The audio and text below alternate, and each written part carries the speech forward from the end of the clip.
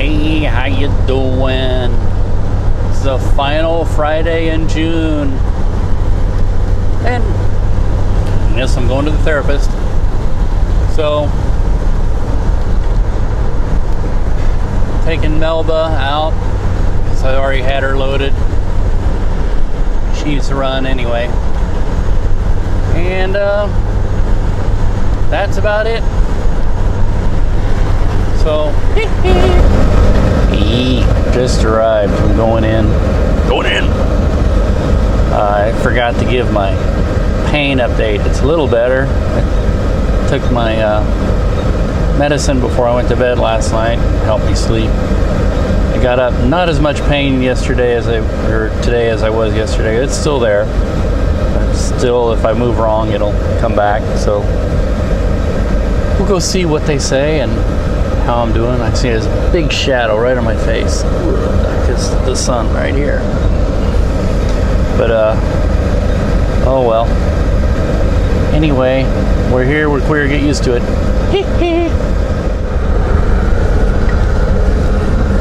Just got done with my therapy.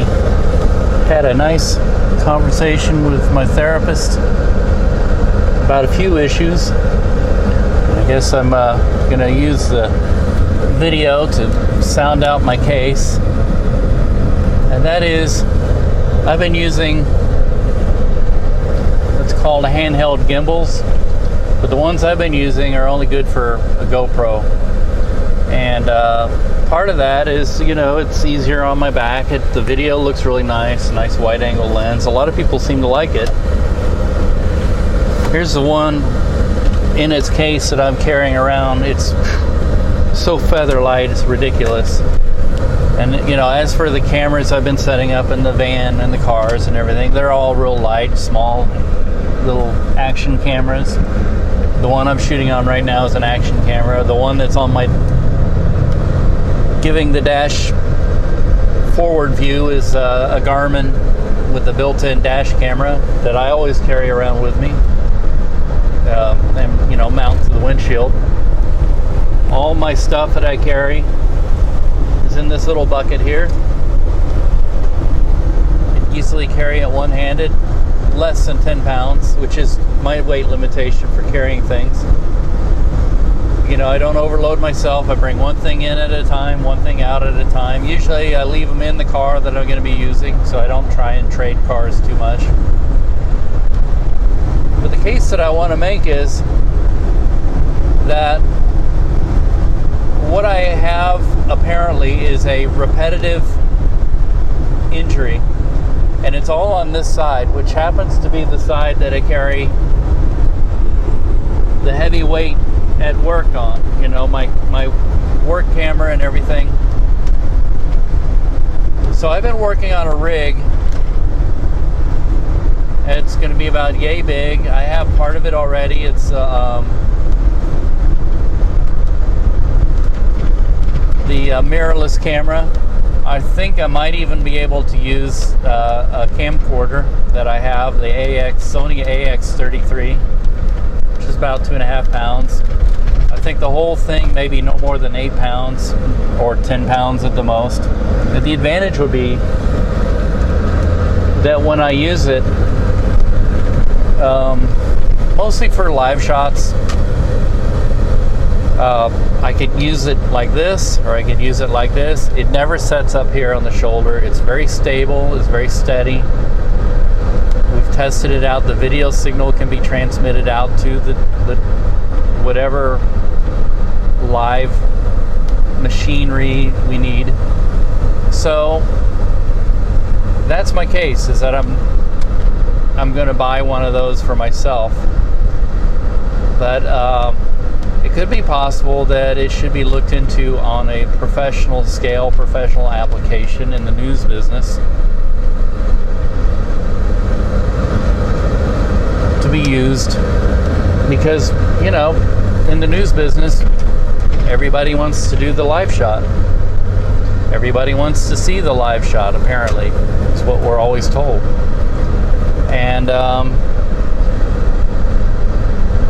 the case that I guess I need to present is that This lost time work injury that I have is very expensive.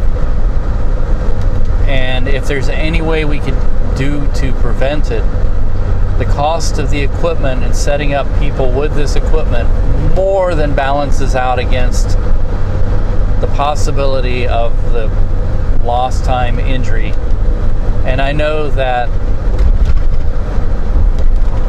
in this industry, there are a lot of people who suffer from this yearly, on a yearly basis, and how much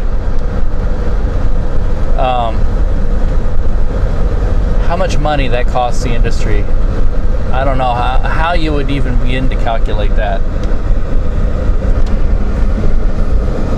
And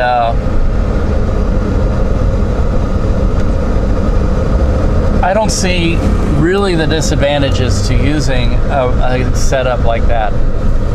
I think the video looks better. I think the audience would probably notice how smooth and more palatable everything looks. And I think part of the problem why the industry doesn't like to go to that, adapt to that kind of thing, I hope this isn't the case, and I can't really prove it, but I've heard that there is a, what would you say, there was a study done that shows that people, even though a big camera like professionals use versus a little camera set up right in the right hands would do essentially the same thing, would work the same way. People don't look at a person with a little camera as a professional. They have to see this big camera in order to go, oh, you work for a TV station, you're a professional. And I think that what that's saying is that the reason why we put so much risk on the shoulders of human beings, though we don't have to, though the technology has gotten to the point where we could easily do things with smaller gear, is attitudinal. But the other part of that is also, I think, fear. And that is the fear that if guys start carrying around these little pocket things that they could do stuff with, and management sees that, they might go, oh, well, we don't need to pay professional photographers to do this work anymore. We just hand this stuff out to anybody and they can do it. And my argument against that is, I have done it. I've done it all the way, different ways. I've done it with the big cameras. I've done it with little cameras. And trust me, you can't hand the stuff. You're not going to hand a cell phone to somebody and say, go out and shoot us a professional story. It's going to look like crap. And the reason why is not the size or weight of the gear. It's the size and weight of the professional abilities of the person using the gear. In other words, you want to talk about attitude? Sure, you can hand something to 10 people.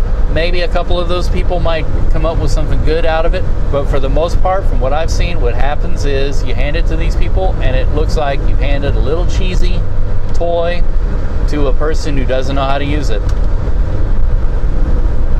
There are a lot of people who disagree with that, think, well, why do we have to pay somebody to do that if all they're going to do is carry around a little camcorder? Well, they're not carrying around a little camcorder. And while I work, it's not just one camera these days. A lot of times it's 2, 3. We've joked about how in many stories, if I've used under 4 cameras, oh, I'm so disappointed. All these little cameras are lightweight, but it takes a lot of ability and knowledge to know how to get that to look right, to get the different angles and stuff. I'm not trying to toot my own horn. I'm just saying that I'm somebody who's done this for a long time. I've had experience at it. So like I say, I'm just sounding it out. I know this is long and boring, but hey, you know, this is the title of my videos, the Boorish Redundant. And we'll see where it goes. I think maybe in the next week or so I might try and get the more professional gimbal, the one that holds more weight and is able to use a bigger camera. That's something that might support my A6300 or my AX33, and see how that works. If nothing else, I will definitely use it at home on my own stuff, but I'm afraid this is going to be the way I'd have to show people that it can be done and that it probably should be done, and also save my back and all this trouble that I've been going through with my lost time injury. Well, anyway,